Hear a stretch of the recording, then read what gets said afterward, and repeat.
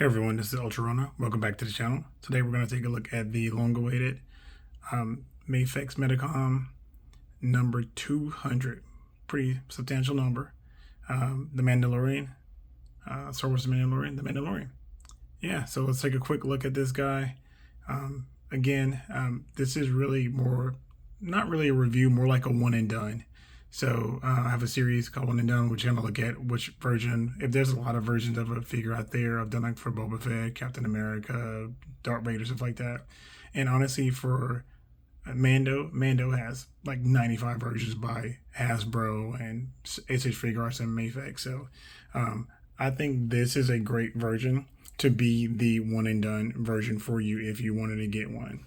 So let's go ahead and zoom in here.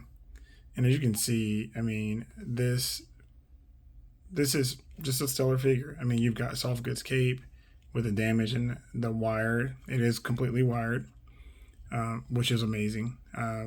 You've got great head sculpt. You've got a good look to the armor.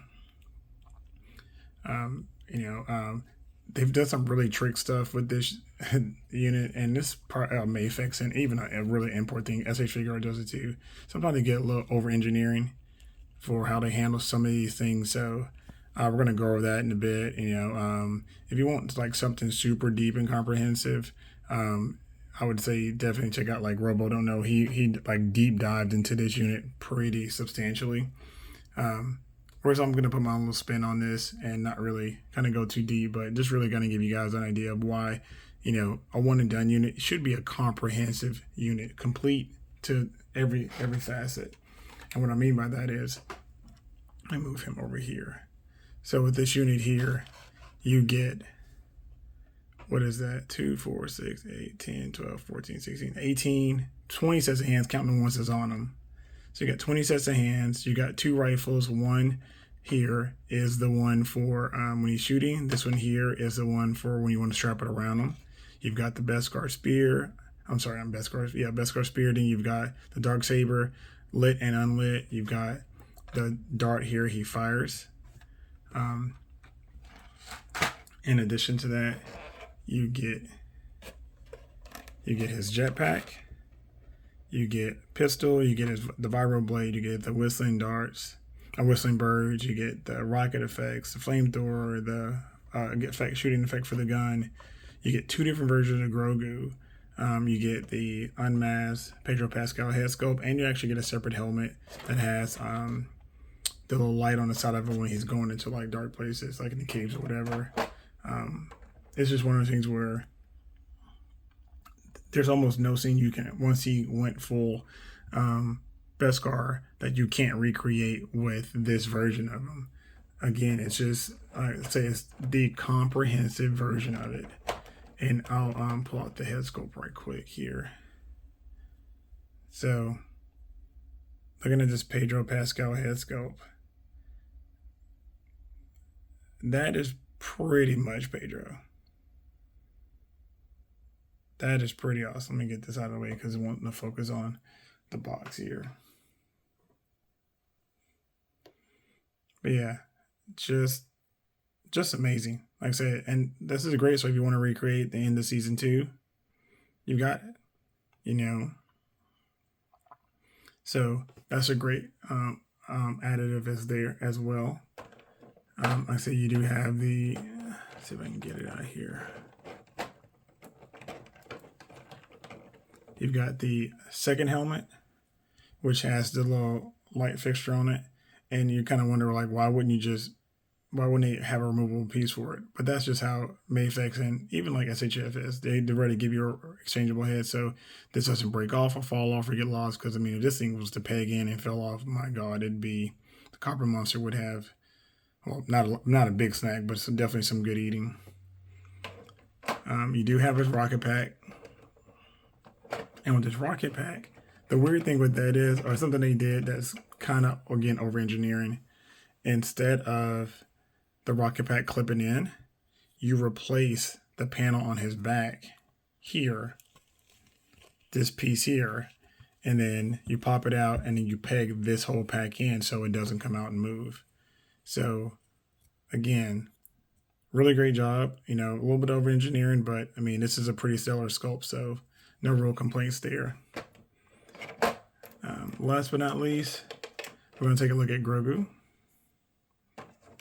And for Grogu, again, you got two different versions of him. You got him in the satchel. Focus. And you've got him where he's just kind of walking around, got a little feet on the bottom there.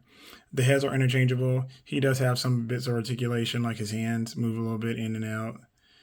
Head moves.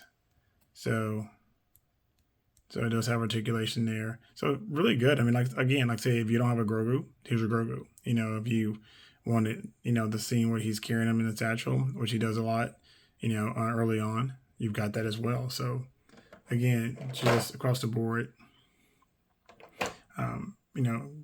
just like I say, comprehensive version of this particular figure, and the great thing about him, if you're a Black Series collector, look, there he is with Grief Karga.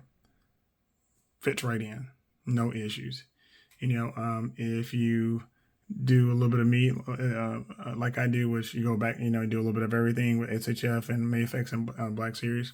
Well, there you go, Book of Boba Fett.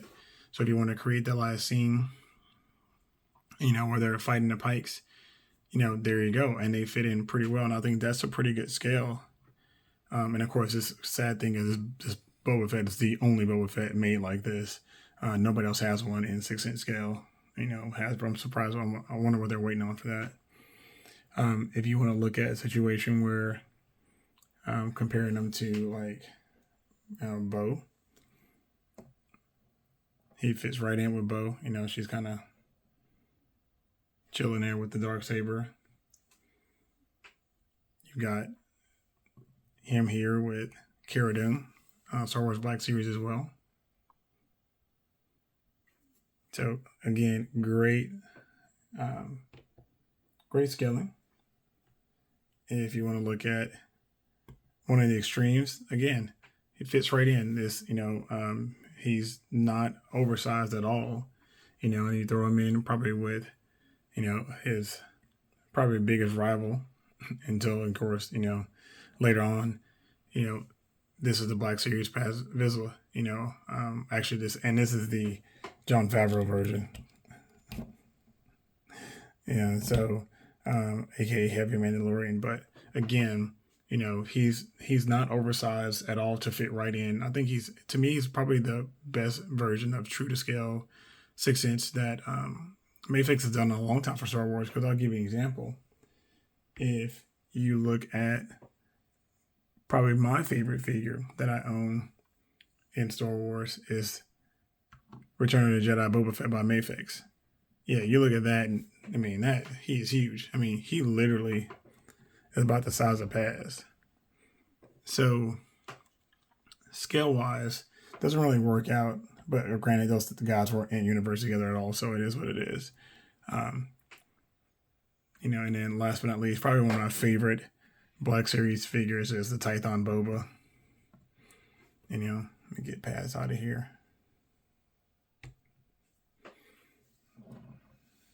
But again, like I said, fits right in, no issues, no concerns.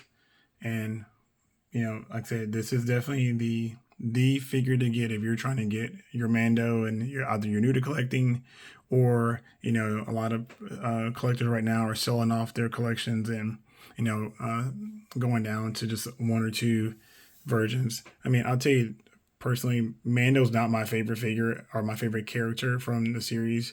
I mean, he was cool. I loved the show. Season 3 was but I mean, overall, the show was really enjoyable. I love what Favreau and Filoni did with it. But, he's just, a Mando, so I got to collect all those, which is what it is. But for him, it's like, I don't mind having just one representation of him on the shelf. And this is definitely the one to get if you got to pick one up. So hope you guys find this informative. Again, this is definitely the one and done if you're going to pick one up. And so, again, thanks for stopping by. Comment down below, like, share, and subscribe. And thanks so much. Catch you in the next one. Later.